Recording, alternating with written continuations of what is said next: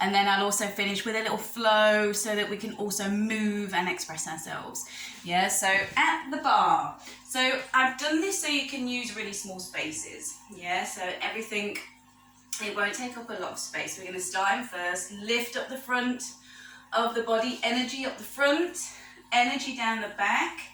So we're lifting up, we're engaging the tummy muscles, and we're keeping the pelvis in a nice neutral position. Arm through first to second.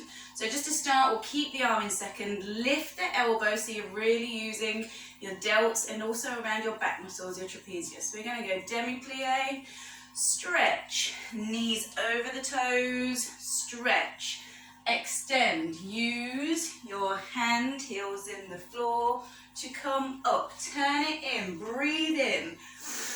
Open the heart center, we go forward, down, stretch through the back of the legs, bend your knees if you want to, all the way up and over, so I'm just opening from my shoulder blades, I'm not hinging in the waist, my pelvis is down, I'm lifting up and over, just thinking of opening my heart center here, I recover, turn out, never overturn out your first, slide to the second, open it out, again, demi, stretch, demi, lengthen, all the way down and up and in, turn in, lift in, breathe in, now breathe out,